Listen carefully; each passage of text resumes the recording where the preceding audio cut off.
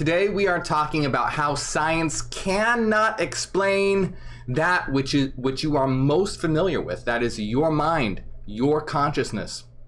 The thing that we are all most intimately familiar with and is with us every single day is something that science cannot explain, has not been able to explain, and will not be able to explain until a revolution occurs. And that's exactly what we are talking about today, how science cannot explain mind or consciousness, that which is fundamental, and how we are the coming revolution.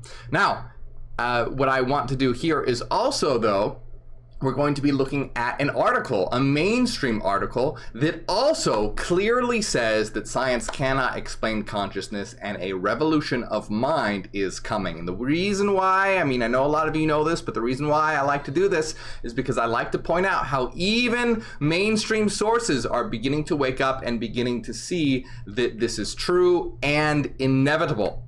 Because many people say, that, oh, our ideas are so wild and out there and crazy. But if you look into, cutting edge thought, you will see that our ideas are being approached ever more closely by the mainstream. So we are here to usher in that paradigm shift, to usher in that revolution. So let's take a look and see exactly why science cannot explain consciousness and how a revolution is beginning and even being recognized by the mainstream. But we are the flag bearers. We are the intrepid first explorers to bring that revolution to humanity and shift from this very odd and strange and clunky and primitive idea that matter is fundamental to the knowledge and truth and rational conclusion that mind and life is fundamental. So we are going to be exploring this article that says science as we know it can't explain consciousness, but a revolution is coming. And I want to point out that this is not some kind of, woo-woo mystical site or author or something like this. This is by the assistant professor of philosophy of Durham University. And so this is a little bit of a lengthy article, and I tend to go on long rants, you may say. So if you want to call them that. So I'm going to try and go through this rather quickly so that we can digest the essence of what's being said here in a reasonable amount of time. But let's go. Explaining, here, let me make sure that this doesn't cut me off. Okay. Explaining how something as complex as consciousness can emerge from a gray, jelly-like lump of tissue in the head is arguably the greatest scientific challenge of our time. The brain is an extraordinarily complex organ. We have made a great deal of progress in understanding brain activity and how it contributes to human behavior. But what no one has so far managed to explain is how all of this results in feelings, emotions, and experiences. How does the passing around of electrical and chemical signals between neurons result in a feeling of pain or an experience of red? There is a growing suspicion that conventional scientific methods will never be able to answer these questions. Luckily, there is an alternative approach that may ultimately be able to crack the mystery. So when it comes to this, the idea that our brain, a lump of dead inert matter as defined by materialist science, that can somehow produce our consciousness is generally accepted by the mainstream world. And the reason why it's accepted is because since birth, this is basically what you've been taught and what's been pummeled into your head. But the truth is that this is a logical and rational impossibility. Matter, as understood by materialist science, as being something that does not possess mind within itself, as being completely devoid of mind, it doesn't matter how you arrange that material substance, you cannot suddenly produce a subjectivity. A subjectivity is qualitatively completely different from the idea of dead, lifeless matter. So materialist science has at the heart of it this great fallacy that it thinks that somehow by arranging lifeless matter, somehow life and mind can arise and produce qualia. Qualia is your ability as a subject to experience things like pain, pleasure, red, sound. All of these things are called qualia. It's your experience as a subjective entity. Matter, logically and rationally, it is an impossibility for matter, in a materialist science perspective, to produce mind. That cannot happen rationally and logically because they are qualitatively different substances. Now, for example, in Hyperianism and ontological mathematics, it's not a problem because all of reality is ultimately mind. Matter is not truly matter at all. It's just mind that has been transformed, just like when you go to sleep and dream, you're experiencing your mind, but othered into what you experience of as matter, but isn't actually matter at all. And so having subjectivity is no problem in Hyperianism and ontological mathematics because all reality is mind. There is nothing but mind. Even apparent matter isn't matter at all. It's just mind from a different perspective. So we don't suffer from this problem. However, scientific materialism says that all is matter and somehow mind comes from matter. It cannot say how. It cannot explain how. And the reason why it cannot explain how is because it's a logical impossibility. So people get really enamored by materialist science because it has been able to make a lot of progress in the physical world. And by the way, I want to make it clear, Hyperianism does not reject materialist science as being something that is productive. It is extremely productive. Our position is just saying it doesn't reveal truth. You can be very productive without knowing truth. You can be an engineer that creates, ships and cars and rockets. It doesn't mean that you know the truth of reality. You can be very, very productive and not know what reality is. So, don't get me wrong. Scientific materialism has made a lot of advancements in the physical world.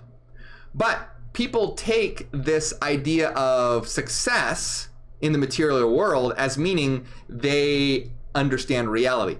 Nothing could be further from the truth. Materialist science and empirical science has hit a wall, and it cannot explain that which is fundamental. That is your consciousness, your mind, your subjectivity. And I want you to take a minute and reflect upon that, using your mind and using your subjectivity. The thing that you are most intimately familiar with is your mind and your subjectivity. And in fact, that is the only thing that you are familiar with, because everything else is filtered through your mind and subjectivity. Remove your mind and subjectivity, you would have no experience whatsoever. Your mind, your subjectivity is the ground of your experience. It's the ground of what you are. It's the ground of how you can have any sort of qualitative experience whatsoever. It is the foundation. And scientific materialism is unable to explain this. And why this is so critical to understand is because, again, people think more or less that scientific materialism, it's got most of reality figured out. It just has a few things here and there, but I'm sure they'll get it in the end. Nothing could be further from the truth, because it is unable, by the bounds of its paradigm, to explain that which is most fundamental. Your mind, your subjectivity, your experience. That lies outside the bounds of a materialist and empirical paradigm. So let's continue here. For much of the 20th century, There was a great taboo against queering the mysterious inner world of consciousness. It was not taken to be a fitting topic for serious science. Things have changed a lot, and there is now broad agreement that the problem of consciousness is a serious scientific issue. But many consciousness researchers underestimate the depth of the challenge, believing that we just need to continue examining the physical structure of the brain to work out how they produce consciousness. And again, this is, as I just explained, an incredibly fallacious idea. And it shows the clear lack and clear ability of using logic and reason. Because anyone with any ounce of logic and reason would be able to understand that this is a dead end.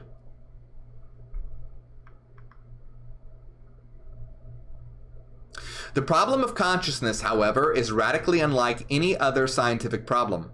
One reason is that consciousness is unobservable. You can't look inside someone's head and see their feelings and experiences. If we were just going off what we can observe from a third-person perspective, we would have no grounds for postulating consciousness at all. And you see, this further highlights my point, is that consciousness and mind lies outside the bounds of empirical and materialist science.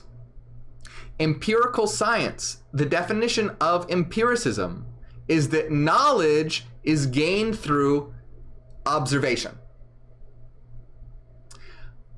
But mind, a person's mind, is unobservable.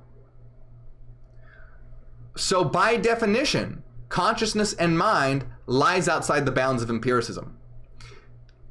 Empirical and materialist science have hit the limits and the walls of their paradigm, which means it must be demolished, a revolution must occur, and a new paradigm be set up in its place. This is our revolution. This is our goal. This is what we intend to do in our transformation of humanity, in our transformation of the world. We intend to set up new structures. Everything must change. And the fact that our current science, mainstream science, is predicated on dead, lifeless matter must be undone and replaced by a new science of ontological mathematics, where it isn't empirical and material, but rather rational and mental, based on the mind. Idealist and idealism. And the important thing to understand here is that we are not empiricists, in that the fact that mind is not observable is not a problem for us, because we are not predicated on observation. We are not an empirical science.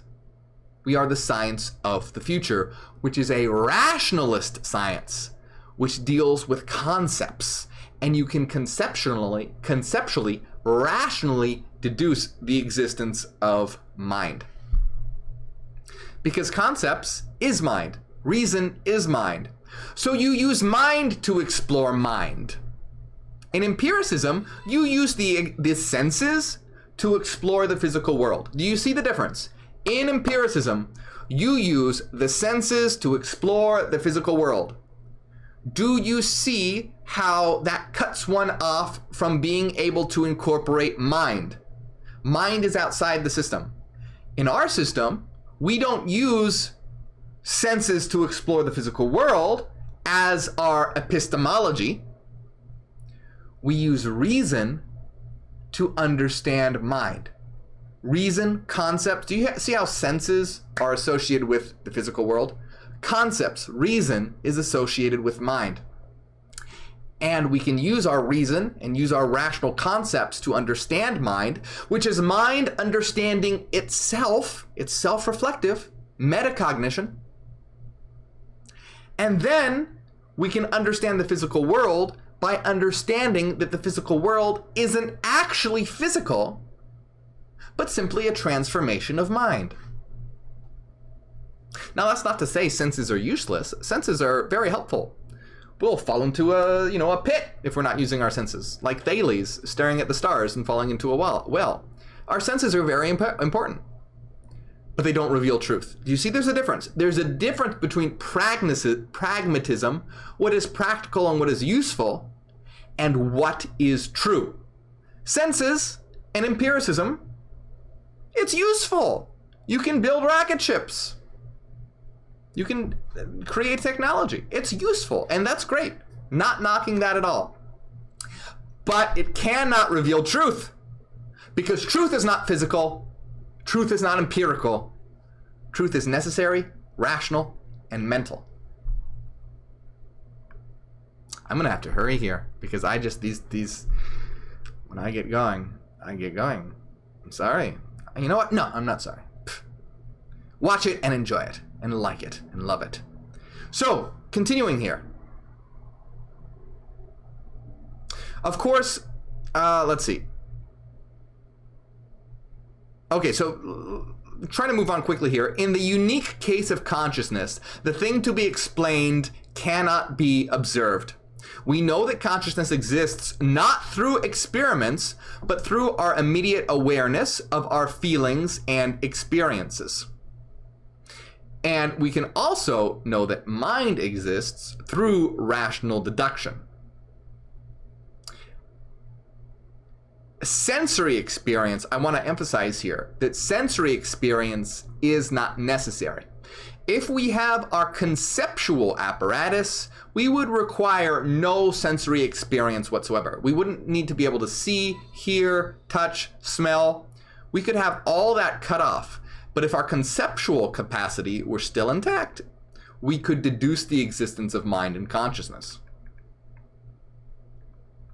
So how can science ever explain consciousness? When we are dealing with the data of observation, we can do experiments to test whether what we observe matches the theory, what the theory predicts. But when we are dealing with the unobservable data of consciousness, this methodology breaks down. The scientific method breaks down. This is why, again, not saying it's not useful, it is. But it must be replaced if humanity ever wants to have a chance of understanding truth. And that's why we are the flag bearers. That's why we are the trailblazers of a revolution, of a new science. The best that scientists are able to do is correlate unobservable experiences with observable processes by scanning people's brains and relying on their reports regarding their private conscious experiences. But we have to remember that correlation does not imply causation. Just because two things are correlated doesn't imply that they are causally connected. That's very important to understand.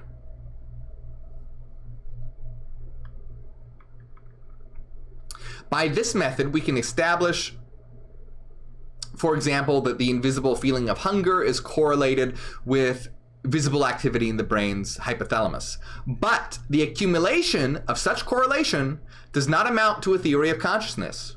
What we ultimately want to explain is why conscious experiences are correlated with brain activity.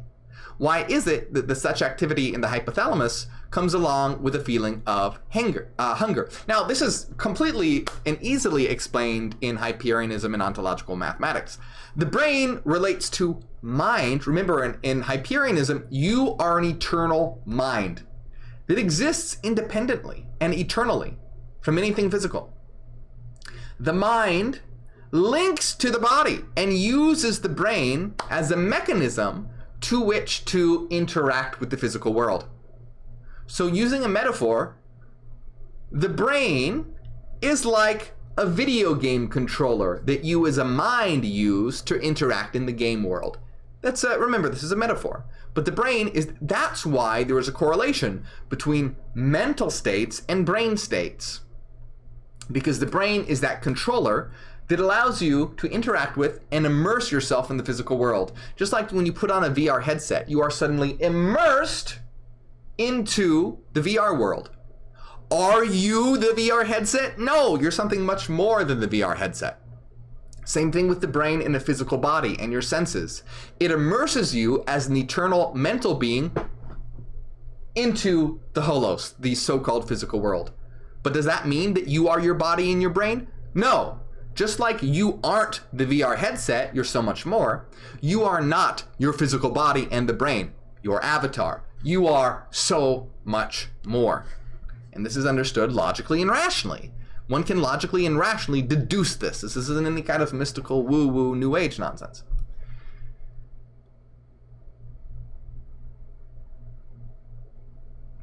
In fact, we should not be surprised that our standard scientific method struggles to deal with consciousness. As I explore in my book, modern science was explicitly designed to exclude consciousness.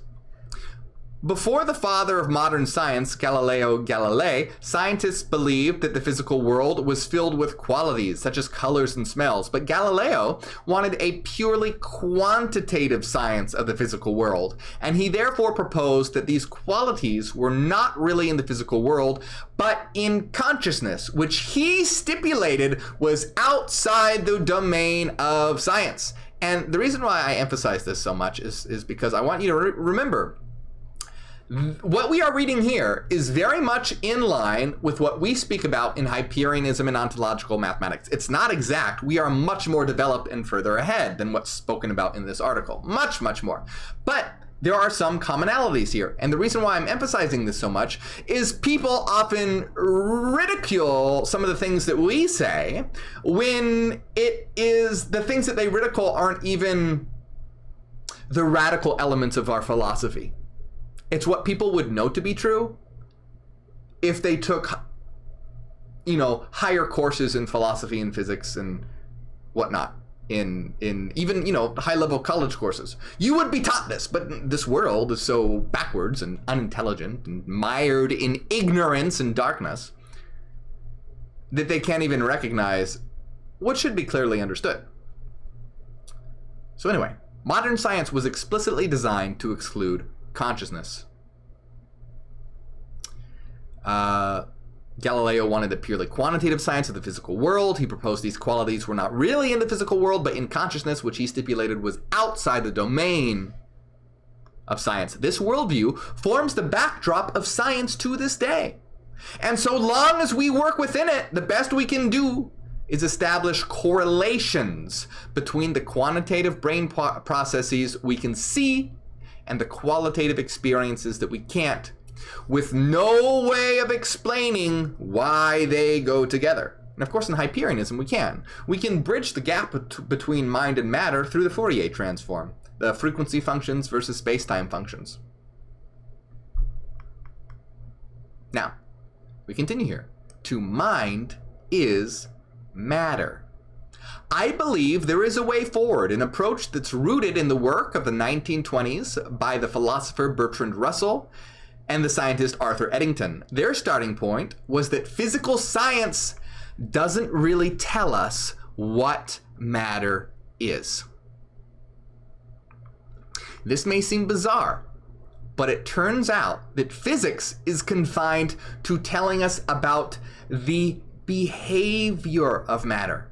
And I want to make it very clear that explaining the behavior of something does not tell you what something is. What if your child comes up to you and you go and you own a dog and the child points to the dog and goes, "What is that?" And you go, "Oh, that barks. That eats food." You're telling the child what it does and its behavior, not what it is. What physical science does is it explains the behavior of matter, how matter moves, how matter interacts with other matter. And that's very practically useful. You can build rocket ships, you can build all manner of technology. But you're not saying or explaining what it is. That is ontology. And that's why we use ontological mathematics. Ontology is the study of being, of what things actually are, which science does not do. So it turns out that physics is confined to telling us about the behavior of matter, not what matter really is. For example, matter has mass and charge, properties which are entirely characterized in terms of behavior, attraction, repulsion, resistance to acceleration. Physics tells us nothing about what philosophers like to call the intrinsic nature of matter, how matter is in and of itself. Now, another thing that I want to emphasize here, okay, and this is a very important point. Remember, scientific materialism and empiricism is based on observation. Here's the thing that I want to make very clear. Matter has never been observed to exist independent of mind. So that's the whole thing. In scientific materialism, they want to deny mind as being something that's real and can exist independent of matter. So their whole hypothesis, their whole idea, their whole paradigm is that matter can exist independently of mind.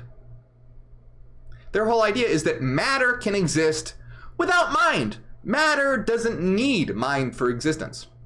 Now, of course, in contrast, Hyperianism and ontological mathematics couldn't be further from the truth, because matter is a transformed form of mind. Just like a dream world. When you go to sleep and dream, you're in a dream world full of dream matter. If you remove the mind, well, the dream world disappears because that dream world depends on matter. So in Hyperianism and ontological mathematics, everything around you is just transformed mind. It depends on mind for its existence. Now, in scientific materialism and empiricism, that is not true. In their paradigm, matter can exist without mind, independent of mind. But here's something I want to make very, very, very clear that no one thinks about.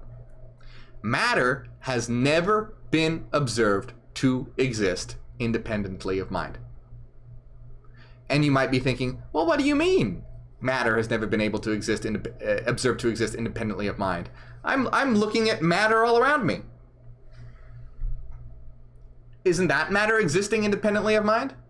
Really? What are you using to observe that matter? Your mind. That matter is not being observed to exist independent of mind because mind is being used to observe it. If you removed mind from the equation, guess what? You would not be observing that matter anymore, would you? Mind is used to observe matter. Therefore, whenever matter has ever been observed to exist, mind is always involved. Matter has never been observed to exist independently of mind. So much for empiricism, so much for materialism. So, it turns out then there is a huge hole in our scientific worldview. Physics leaves us completely in the dark about what matter really is. The proposal of Russell and Eddington was to fill that hole in with consciousness. The result is a type of panpsychism, an ancient view that consciousness is a fundamental and ubiquitous feature of the physical world. But the new wave of panpsychism lacks the mystical connotations of previous forms of the view. There is only matter, nothing spiritual or supernatural, but matter can be described from two perspectives. Physical science describes matter from the outside in terms of its behavior, but matter from the inside is constituted of forms of consciousness. This means that mind is matter. Now, I want to make it clear. Hyperianism and ontological mathematics is not panpsychism, it is idealism. And I'll explain the difference in a moment. But there are certain things that they share. And again, I'm not saying this article is entirely correct. Remember, we, as Hyperians and ontological mathematicians, are light years ahead of even, this type of thought. But my point in showing you guys like articles like this is showing you, first of all, that many of our ideas are rooted in things that are established already. But we have radical ideas that go well beyond it. And by understanding some of the commonalities here, you're seeing how some of the free thinkers of even the mainstream world are coming closer and closer and closer to what we have been saying for years. And I'll explain the difference in a moment, but continuing, this means that mind is matter, that even elementary particles exhibit incredibly basic forms of consciousness. Before you write that off, consider this: consciousness can vary in complexity.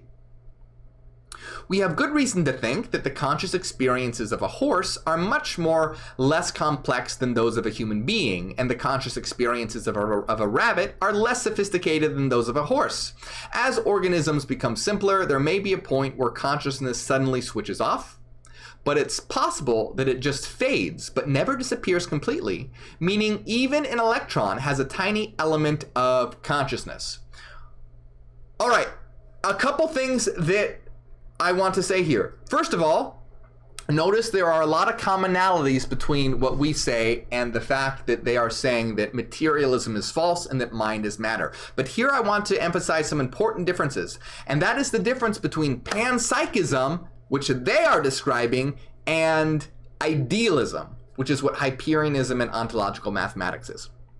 First of all, in panpsychism, it's this idea that mind and matter go together. That wherever you find matter, you find mind. Mind and matter go together. That's panpsychism. And that's not a bad idea. But I want to show you that idealism goes further than that. In idealism, mind is primary. And from mind, the illusion of matter is generated. In other words, you could have an existence that is purely mental. That was the existence of the source singularity, a domain of pure mind. When that mind went from in phase to out of phase, it fractured, symmetry was broken, and the world of matter was born at the Big Bang. And this is a cyclical, and this cycle is cyclical, it continues. But do you see the difference? The difference between saying that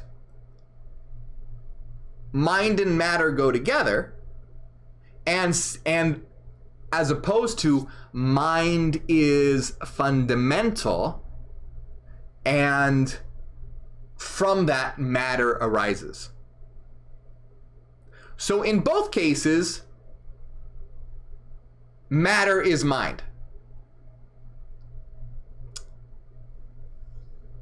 Well, all right, so in panpsychism, that's not ultimately true. Now, also keep in mind there are many, many, many different versions of panpsychism. So I'm sure people will go, I'll get comments from people going, oh, well, this version is... So keep in mind, I'm arguing for the most common view of panpsychism. Keep that in mind, just like there are many different types of religion, like there's a lot of different types of Christianity, there's a lot of different types of panpsychism. But in general, panpsychism is this idea that mind and matter go together. Mind and matter go together. They're this sort of, it's the inner aspect and the outer aspect. In idealism, which is Hyperianism and ontological mathematics, mind is what is fundamental. And from that, the illusion of matter is generated. So you see how there's a subtle difference there. I'm just repeating it a lot because people can conflate the two and think they're the same, but they're not. They're actually very different, and it's important difference, okay? So that's one difference between panpsychism and idealism. Another difference that I want to point out is they're saying that even an electron has a tiny element of consciousness. Now, so in panpsychism, it says that basically consciousness is everywhere, even in something like an electron. I want to make it clear that there is a difference between mind and consciousness. So in panpsychism, they're basically saying that an electron has a subjectivity. That there is something that it is like to be an electron. You could be an electron. Now, saying that everything is consciousness is not the same thing as saying everything is mind. Because, guess what? You can have thoughts. Thoughts aren't conscious. Thoughts are mind. But they depend on a subjectivity. They are an element of a subjectivity. For example, I am a subjectivity, and I have thoughts. These thoughts that I have don't have their own independent consciousness. They are a product of me. You see the difference? So in Hyperianism and ontological mathematics, an electron doesn't necessarily have a consciousness associated with it, but it is mind, and it does have an inner aspect because it is a thought. It is a structure of mind. So you see, I, in my mind, can have many different thoughts, and those thoughts don't have independent consciousness. They are a result of my consciousness, of my mind. I could talk for hours about this, but I'm going to try and go quickly here. But again, this is another subtle point. Panpsychism and idealism, if two people just blurt it out, they'll seem very, very similar. People might even confuse them to be the same. I want to make it clear, though, that they are not the same. And idealism, which is what Hyperianism and ontological mathematics is, everything is mind, everything is thought, and that is fundamental. In Panpsychism, you have this pairing of mind and matter. Mind isn't necessarily fundamental, and an electron, everything, fundamental particles have a consciousness associated with it. Whereas in Hyperianism, ontological mathematics, mind is fundamental, it is primary, everything is thought, everything is mind, and you can have thought forms arise within a mind that aren't necessarily conscious. They are products of a subjectivity, thinking. Again, do you see how Hyperianism and ontological mathematics is light years ahead of this way of thinking? This is very underdeveloped. It's sort of getting its baby legs. It's kind of learning how to walk, but it hasn't gotten everything right. They're trying to move away from matter, but they're still clinging on to matter by making matter and mind sort of coeval rather than mind being primary. You see how it's not quite there. But do you see how it's getting closer and closer? So what Panpsychism does is offer us a simple, elegant way of integrating consciousness into our scientific worldview. Strictly speaking, it cannot be tested. The unobservable nature of consciousness entails that any theory of consciousness that goes beyond mere correlations is not, strictly speaking, testable. But I believe it can be justified by a form of inference to the best explanation. Panpsychism is the simplest theory of how consciousness fits into our scientific story.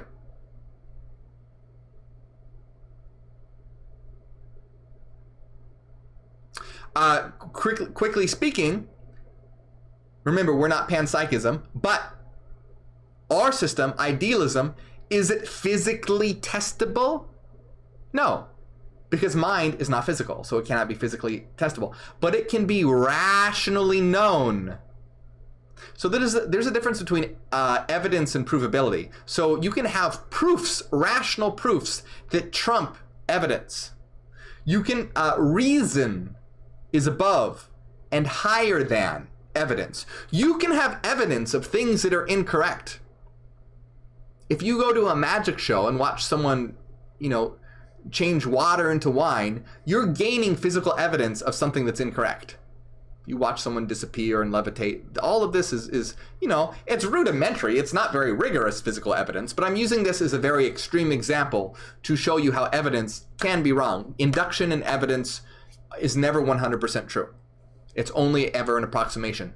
Reason and rational proofs can be 100% true. And remember, this is a conceptual scheme that allows us to explore mind. And you have to break out of this idea of senses, empiricism, observation, physical testing, and switch over to mind, concepts, rational deduction, the truths of mathematics, necessary and sufficient conditions. While our current scientific approach offers no theory at all, only correlations, the traditional alternative of claiming that consciousness is in the soul leads to a picture of nature in which mind and body are distinct. Panpsychism avoids both of these extremes, and this is why some of our leading neuroscientists are now embracing it as the best framework for building a science of consciousness. So, leading neuroscience are embracing the idea that mind is matter as the best framework for building a science of consciousness. Now, once again, it's panpsychism, but you can see how you have matter on one end and then mind on the other, which is our stance, and then in the middle you have panpsychism, which is kind of a blend to the two. So you can see how they're slowly making progress. They're ditching materialism and going for this unification of mind and matter, but they haven't gotten all the way yet to the truth, which is that mind is fundamental, and that's how matter is generated. I am optimistic that we will one day have a science of consciousness, but it won't be a science as we know it today. Nothing less than a revolution is called for, and it's already on its way. So as you can see, mainstream thinkers are very, very slowly starting to approach what we have been saying for years. We are a revolution of consciousness. We are the revolution of mind. We are the science of the future. It is already here. We are the trailblazers. So the question is, where are you going to go? Are you going to go with the old dead past of scientific materialism? Or are you going to go with this kind of intermediary Frankenstein monster of a combination of mind and matter? Or are you going to be with us in the future? Are you going to be one of the trailblazers? Are you going to be with the true revolution that shows that mind is fundamental, that this is a reality of mind, and that we, being mental entities, are the creators of this reality and can shape it according to our will? And this is not any kind of new age mysticism or airy-fairy bullshit. It is reason, it is logic, it is ontological mathematics, it is Hyperianism. So join us, join our mental revolution, join our war of the mind, and help us blaze a brilliant, new, rational, logical future.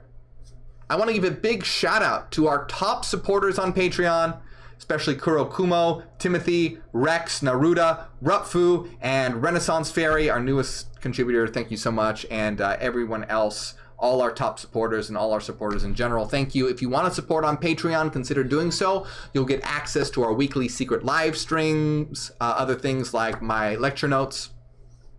And it's the best way to help support my work with all the censorship on Facebook and YouTube and all the social media platforms.